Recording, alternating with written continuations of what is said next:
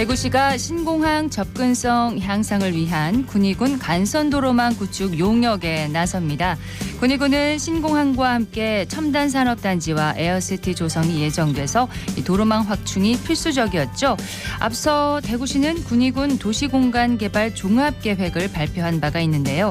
도시개발과 연계해서 올 상반기 이 공사가 착수에 들어가면 팔공산 관통 고속도로와 함께 신공항 접근성 개선에 긍정적인 영향을 끼칠 거라는 기대가 모이고 있습니다.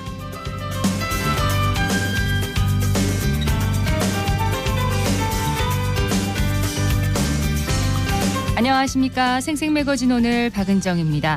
대구시가 도로망 구축과 함께 신공항과 K2 후적지 개발 사업을 위한 특수목적법인 SPC 구성에 총력을 다하고 있는데요. 오늘 기자의 눈에서는 신공항 건설 사업 추진과 SPC 구성 현황을 자세히 짚어보도록 하겠습니다. 2월 26일 월요일 생생매거진 오늘 시작하겠습니다. 자, 기자의 눈으로 지역 현안과 이슈를 들여다보는 시간입니다. 매일신문 정우태 기자와 함께합니다. 어서 오세요. 안녕하세요. 자, 지난해 대구 경북 신공항 특별법이 통과됐습니다. 이제 사업이 탄력을 받게 됐는데 그동안 참 많은 단계를 거쳐서 여기까지 왔습니다. 네, 맞습니다. 공항 통합 이전 및 신공항 건설은 지역의 수건 사업이기도 한데요. 2016년 통합 이전 방식을 결정했고 이후 2018년 이전 후보지 확정을 2020년 부지 선정을 완료했습니다. 네. 민선 8기 이후 특별법 발의, 민간공항 구상안 발표, 군공항 기본계획 수립 용역 등 사업에 더 속도가 붙었는데요. 특히 지난해 4월 대구 경북 통합신공항 특별법이 제정되면서 사상 첫 민간 군공항 통합 이전의 계기를 마련했습니다. 그렇습니다. 벌써 1년이 지났습니다. 공항을 이전해야 하는 이유 좀 짚어보고 갈까요? 네, 현재 공항으로 대구 시민 10%에 해당하는 24만 명이 소음 피해를 감수하고 있습니다. 배상액만 해도 누적 5천억 원 이상으로 전국 최대 규모인데요. 특히 고도 제한으로 인해 도시 발전이 저해되면서 도시 균형 발전에 걸림돌로 작용해 왔습니다. 네. 현재 대구공항의 수용도도 역시 한계에 이를 것으로 보이는데요. 이미 2019년 이용객 수는 연간 수용 상한선을 넘어섰고 활주로 연장 한계로 인해 장거리 노선 유치가 불가능하다는 한계점도 명확합니다. 네, 신공항이 들어서게 되면 기대되는 창출 효과 어느 정도입니까? 네, 대경연구원이 2020년 제시한 자료를 보면 생산 유발 효과 35조 9천억여 원, 부가가치 15조 3천억여 원, 40만 개 이상의 일자리를 창출할 것으로 추산됩니다. 예. K2 종전부지 개발은 금호강 연계 개발로 신성장 거점을 확보하고 연계 교통망 구축을 통해 공항 복합도시를 조성, 지역 경제 활성화를 촉진할 수 있습니다. 특히 장거리 수송이 가능하다는 면에서 남북권 허브 공항의 역할을 수행할 것이란 기대를 모으고 있습니다. 네, 자, 이 사업이 지역의 미래가 걸려 있다고 해도 과언이 아닌데 건설을 담당할 SPC 구성이 관건이라면서요? 네, 맞습니다. 여기서 SPC는 특수 목적 법인으로 대형 대기업과 대형 건설사, 금융기관 등으로 구성이 되는데요. 역대 최대 규모의 기부대 양여 사업을 주도할 SPC가 속히 구성돼야 합니다. 네. 대구시는 상반기 핵심 과제로 신공항 SPC 구성을 제시했습니다. 2029년 조기 개항을 하려면 4월 총선 이전에 SPC 참여 기관과 기업을 구체화할 필요가 있다고 보고 있습니다. 그러니까 SPC라는 게 이제 특수목적법인인데 하나의 기업이 아니고 여러 기업과 참여 기관이 모인 그런 법인이라고 이해를 하면 될까요? 네, 정확하십니다. 예. 자, 그러면 이 대구 경북 신공항 건설 추진을 위해서 이 SPC 구성이 필요한데 순탄하게 진행이 될 수 있을까요? 지금 어떻습니까? 네, 당초 지난해 말까지 SPC를 구성할 계획이었지만 부동산 경기 침체와 고금리, PF 대출 부실 등 대외 악재가 겹치면서 시기가 다소 늦춰졌습니다. 네. 참여업체 공모기간 등을 고려하면 시간이 촉박하다는 의견도 적지 않습니다. 네. 그런데 최근에 이 SPC 구성에 새로운 국면을 맞았다는 소식이 들려왔습니다. 네, 다행히 지난주부터 긍정적인 소식이 이어지고 있는데요.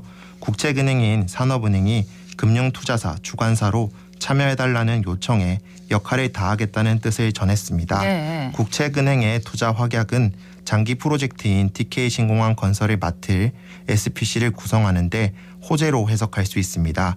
시중은행 여러 곳에서 자금을 모아 조달할 때보다 대규모 유동성을 안정적으로 확보하고 활용할 수 있습니다. 또 사업계획 수립과 안정성, 추진력도 담보할 수 있다는 강점이 뚜렷합니다. 네, 금융기관의 참여가 시작됐다 이렇게 보면 될까요? 네. 근데 건설사 참여가 또 필요한 거 아닌가요? 네, 지역 내 건설사들도 SPC에 참여하겠다는 의사를 밝힌 상태입니다.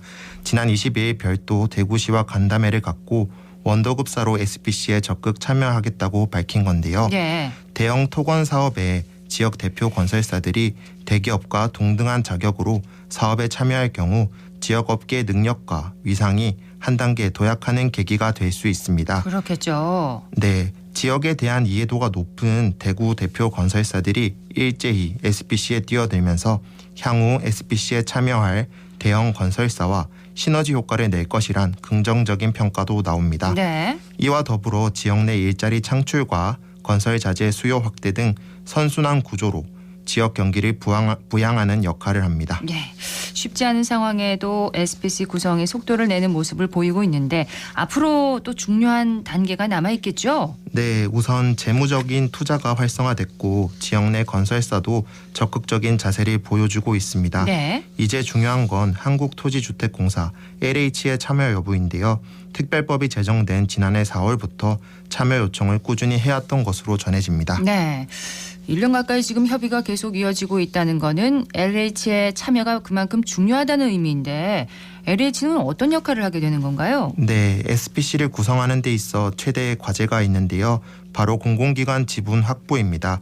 특별법상 공공기관 지분이 50%를 넘어야 하고 자본금 절반 이상을 공공기관에서 출자해야 합니다.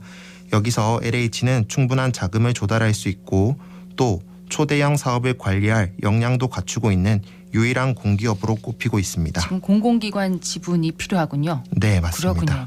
LH 참여 어떻게 긍정적으로 볼 수 있을까요? 네, 지난 23일 대구시 정장수 경제부시장은 LH 서울본부를 찾아 SPC 참여 여부를 논의했는데요. 이 자리에서 이한준 LH 사장은 국토균형개발 책임 공기업으로 TK 신공항 건설 참여를 검토 중이라며 SPC에 참여하려면 먼저 해결해야 할 몇 가지 조건이 있다며 정부 부처와 협의해 최대한 이른 시일 내 참여 여부를 결정하겠다고 밝혔습니다. 네. LH는 협의안을 마련해 이르면 다음 주부터 대구시와 집중적으로 논의할 계획인 것으로 전해졌습니다. 또 필요하다면 정부 관계부처와도 협의해 참여 여부를 결정하겠다는 입장입니다. LH가 제시한 조건이 있을 것 같은데요. 네, 아직 LH 측에서 언급한 선결 조건이 무엇인지는 알려지지 않았습니다. 다만 LH는 그간 TK 신공항 SPC에 참여할 경우 재무 구조가 악화할 것을 우려해 왔습니다. 네. 대규모 자본을 투입하고서 오랜 기간에 걸쳐 이를 회수할 경우 장기간 부채를 떠안게 되고 이로 인해 정부 공공기관 경영 실적 평가에서 부정적 성적을 받을 수 있다는 겁니다. 그래서 LH에선 좀 망설이고 있는군요. LH의 참여 전망 앞으로 어떻게 보시나요? 네, 공공기관 입장에서 경영 평가 실적을 의식할 수밖에 없다는 건 이해는 하지만 올해부터는 평가 기준이 달라집니다. 단순히 실적만 보는 게 아니라 국가 100년 대계를 위해 결단을 내릴 경우 가점을 받을 수 있도록 한 건데요. 이런 가점이 또 있군요. 네, 장기적인 안목을 갖고 투자를 할 수 있는 가능성이 열린 겁니다. 예. 국내 최대 개발 공기업인 LH가 대구 경북 신공항 건설 목적이 국토 균형 발전과 국가 경쟁력 강화라는 점을 고려한다면 공기업으로 대승적인 결정을 했으면 하는 바람입니다. 국가의 100년 대계를 위해서 좀 큰 결단을 내려주길 LH가 네, 바라봅니다. 네, 지금까지 매일신문의 정우태 기자였습니다. 고맙습니다. 감사합니다.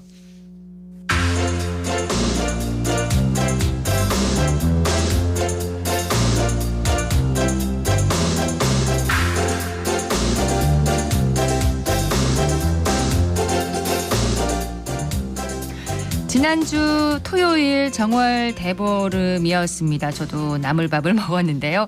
정월 대보름을 맞아서 전통시장에서도 행사가 많이 열렸다고 하네요. 현장에 배아연 리포터 다녀왔다고요? 네, 저는 정월대보름 맞이 떡매치기 행사가 진행되는 서문시장에 다녀왔습니다. 이번 행사는 서문시장 연합회가 주최하는 행사로 고고장구 공연부터 상인들의 한복시연, 땅콩 부럼 깨기, 떡매치기까지 다양한 행사가 진행되는데요. 예. 현장의 소리와 함께 행사에 참석한 시민들의 이야기 전해드립니다.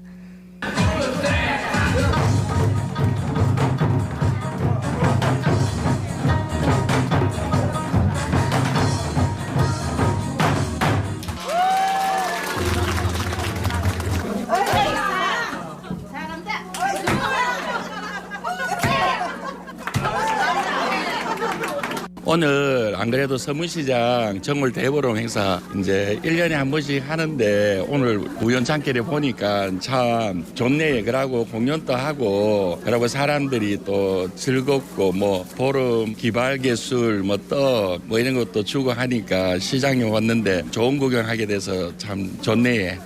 일단은 건강이 최우선이고 그리고 주위에 있는 사람들이 모두 잘 됐으면 좋겠습니다. 행복하게. 고고장구 너무 신나고 멋졌어요. 작년에 오셨던 분이 오늘 원래 또 오신 것 같아요. 고고장 가시는 분. 작년에도 멋지다고 생각했는데 올해 더 멋졌어요.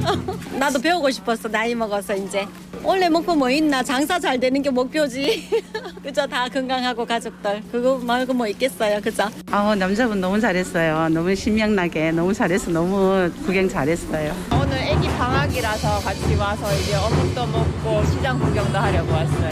시장에서 저렇게 장구 공연하니까 너무 풍경도 좋고 애기한테 좋은 경험도 되고 떡까지 주시니까 먹거리도 맛있게 먹고 가는 것 같아요. 감사합니다.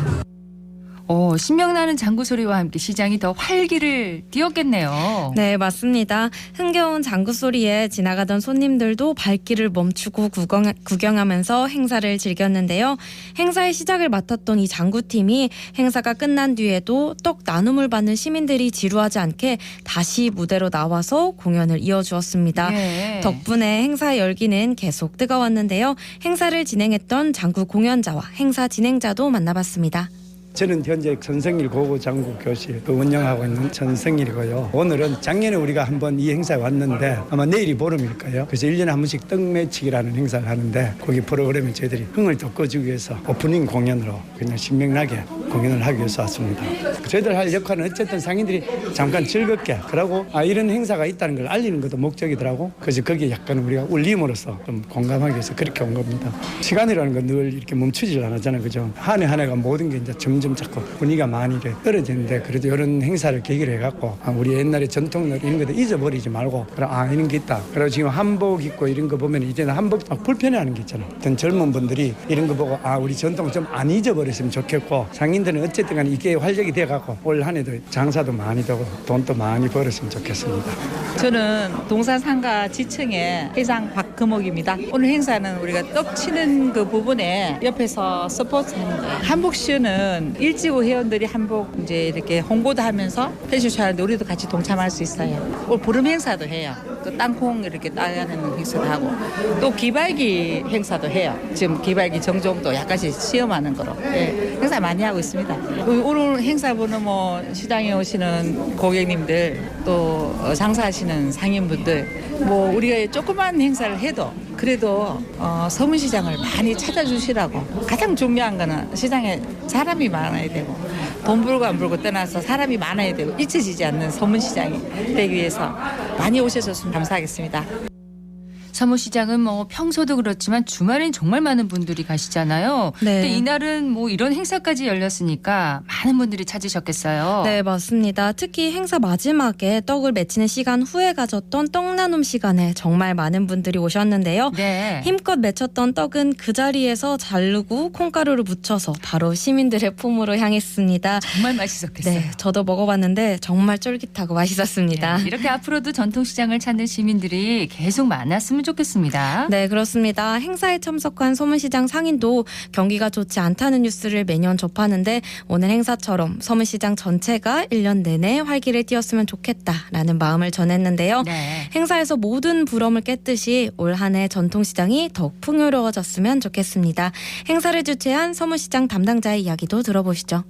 저는 올해 2024년도 새로이 서문시장 연합회 회장을 맡게 된 박종호입니다. 작년에 서문시장 이전 100주년 기념 맞아가지고 처음으로 음력설을 기점으로 해서 저희들이 떡매치기 행사를 했었는데 올해는 정월 대보름을 하루 앞두고 오늘 떡매치기 행사와 또 한복 알림이 그리고 부럼 깨기 하는 행사를 진행하게 되었습니다. 하게 된 계기는 새로이 이제 100주년을 맞이했고 또 앞으로 향후 100주년을 위해서 서문시장이 발전과 또 무사 안녕을 기원하는 그런 뜻으로 시민과 함께 이런 행사를 같이 진행하게 되었습니다.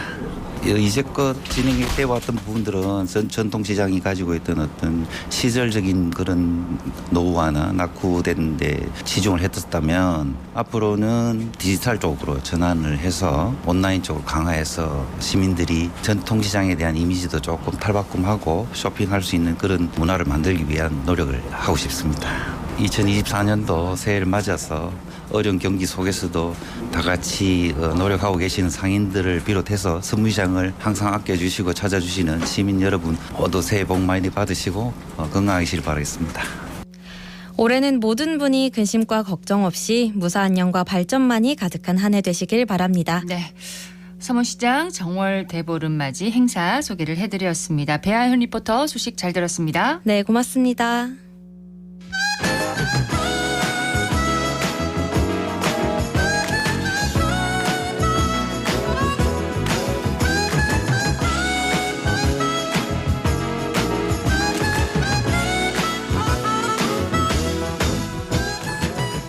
(11시 47분을) 향하고 있습니다. 이번에는 정치 알아야 바꾼다 시간입니다. 정치 알바 김수민 시사평론가 연결합니다. 안녕하세요. 네, 반갑습니다. 네, 국민의힘 총선 공천을 두고 대구 경북 지역에 관심이 쏠리고 있습니다. 아직 진로가 결정되지 않은 현역 의원들의 지역구에서 특히 긴장감이 고조되고 있습니다. 네, 현재 대구 동구갑의 류성걸 의원, 대구 북구갑의 양금희 의원, 대구 달서갑의 홍석준 의원, 경북 안동 예천의 김영동 의원, 경북 구미 을의 김영식 의원의 진로가 아직 결정이 되지 않았습니다. 네. 컷오프나 전략공천이 들어있을 수도 있는 지역이 되겠고요. 다만 이들 의원 중에서 컷오프가 나온다고 해서 국민의힘 대구 경북 물갈이 이렇게 돼서 전국적으로 신호를 주지는 못할 것으로 보입니다. 결국에 네. 경선에 붙여진 다수의 지역들에서 물갈이가 어느 정도 이루어지느냐 이것이 이제 국민의힘 전체 공천에서도 남아있는 절대적 주요 관건이 될 것 같습니다. 예. 근데 아직 가닥이 잡히지 않은 지역구 가운데 특히 이제 관심을 끄는 지역이 대구 달서갑입니다. 국민의힘에서 홍석준 의원과 또 유영하 변호사가 격돌을 하고 있는데 지난주 KBS가 여론조사를 실시했어요.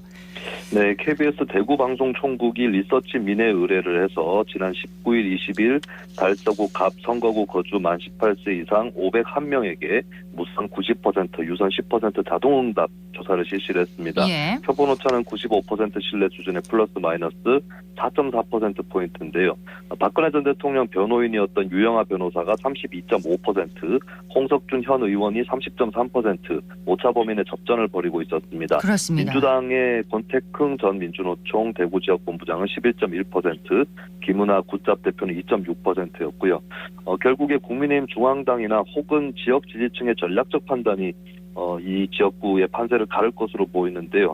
마침 경북 경산에서 친박 인사인 최경환 전 장관이 출마를 해서 기세를 올리고 있는 상황인데 네. 국민의힘 입장에서 봤을 때는 이걸 끊으려면 오히려 친박 인사에게 공천을 줘서 끊어야 될지 아니면 똑같이 적용을 해서 친박 인사보다는 다른 쪽으로 공천을 주는 쪽으로 판단을 해서 끊을지 하여튼 경산 쪽의 판세라든지 이런 것도 대구 지역에 어느 정도 영향을 끼치지 않을까 이렇게 또 전망을 해보겠습니다. 예. 자, 수요일입니다. 2월 28일 대구 경북 지역의 1차 경선 결과가 발표됩니다. 경선의 주요 변수 좀 짚어주시죠. 네, 경선은 책임당원 투표 50%, 일반 국민 여론조사 50% 이렇게 치러지는데요. 이 여론조사에서도 보면 최근에 전화를 받겠다고 좀 준비가 돼 있는 분들 영향이 클 수가 있습니다.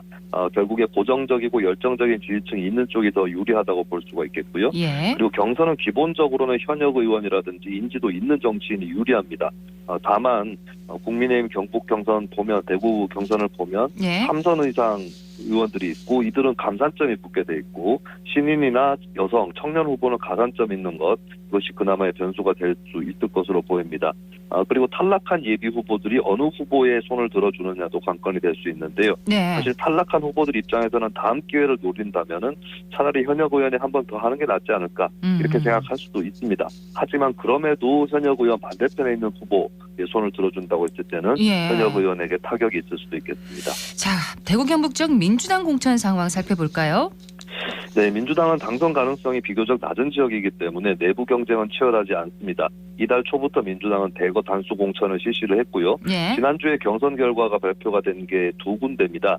포항 남구 울릉군에서 김강원 전 경북도의원, 경북 구미 을에서 김현권 전 국회의원이 경선에서 승리를 했는데요. 예. 여기서 우리나라 선거제도의 난점이 하나 드러난 것 같아요. 왜냐하면 포항 남구 울릉군에서 탈락한 유성찬 지속가능사회연구소장, 오랫동안 민주당에서 경북 지역 활동을 했던 대표적인 정치인이고 예. 또 구미 을 지역에서 낙천을 한 장세용 전 구미시장, 구미 정치사 유일의 민주당 시장이었습니다. 그러니까 민주당의 인력 자원이 경북 지역에서 한정돼 있는데 네. 특정 지역구에 몇몇이 쏠리면서 일부는 총선 본선에 못 나가는 결과를 낳게 됐다. 이게 한국 소선거구제의 난점이라고 볼 수 있겠고요. 예. 이게 대선거구제였다면 다들 본선에 같이 출마할 가능성이 높았다라고 하는 점도 한번 짚어볼 수 있겠습니다. 그렇습니다.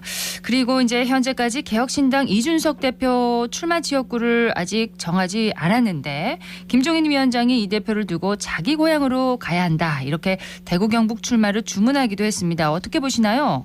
네, 이준석 대표가 작년 하반기에 신당 가능성을 피우면서 대구 경북에 공을 들이기 시작했는데요.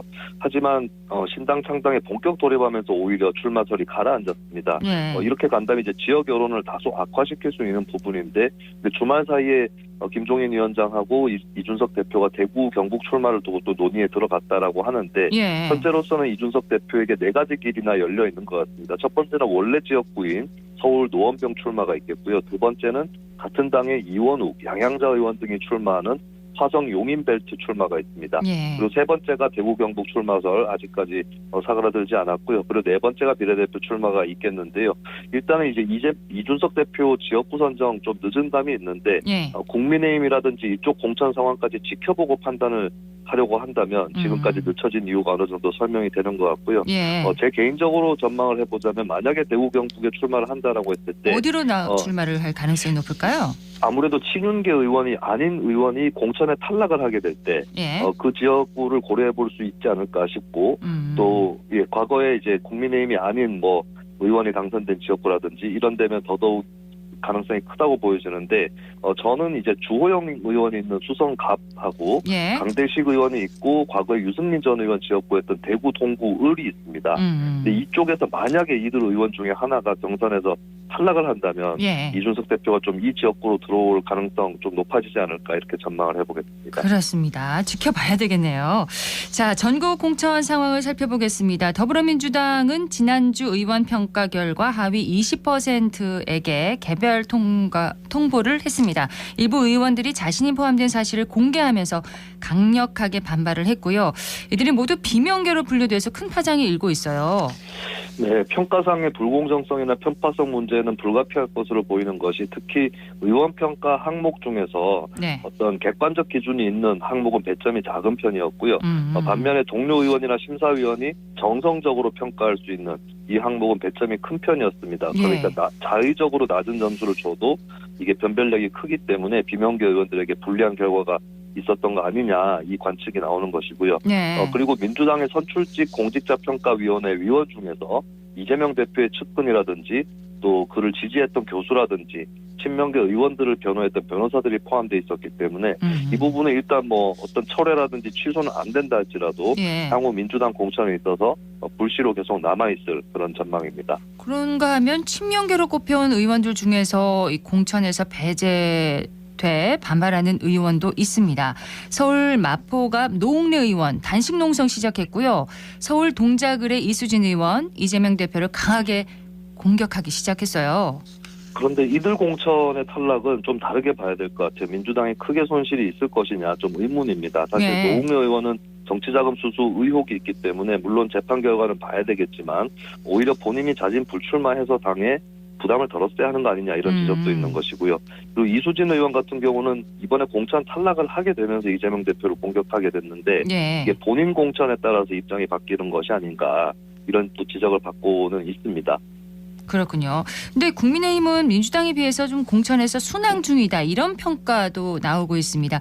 너무 조용해서 문제다. 감동이 없다 이런 지적도 있어요. 네, 현역 의원 수가 민주당보다 적기 때문에 현역 의원 단수 추천을 해도 상대적으로 티가 덜 나는 상대적으로 유리한 조건이 있는 것은 맞겠습니다. 네. 그런데 이제 한편으로는 또 논란이 있을 소지도 있겠는데요. 일부의 이제 검사 출신 대통령실 출신들이 공천을 받고도 있고 또 자진 불출마한 장제원 의원 지역구에 장 의원의 최측근이 공천을 받았어요. 예. 이런 것들은 분명히 마이너스 요인이 될 수 있겠습니다. 다만 이것도 이제 민주당 쪽 공천 상황 논란이 너무 클 경우에는 상대적으로 조용하게 묻힐 가능성이 좀 높습니다. 예. 오늘 여기까지 듣겠습니다. 고맙습니다. 네, 감사합니다. 네, 지금까지 정치 알아야 바꾼다 정치알바 김수민 시사평론가였습니다. 대구시가 오늘부터 2주 동안 화물차 불법 밤샘 주차 단속에 나섭니다. 대구시에 등록된 영업용 화물차가 2만 2천 대가 있는데요. 이 중 60%는 차고지 설치 의무 대상입니다. 대구의 공영 차고지와 화물터미널의 수용 차량은 8천 대로 등록 차량에 비해서 주차 공간이 부족한 실정인데요. 현재 북구와 달성군에 화물차 공영 차고지가 조성되고 있다고 합니다. 하루빨리 원만하게 잘 완공돼서 고질적인 주차 문제 해결되기를 바랍니다. 오늘 대구 경북 지역 대체로 흐리겠고요. 낮 기온은 6도에서 11도 분포로 어제보다 1, 2도가량 높겠습니다. 생생매거진 오늘 월요일 순서 여기까지입니다. 박은정이었습니다. 고맙습니다.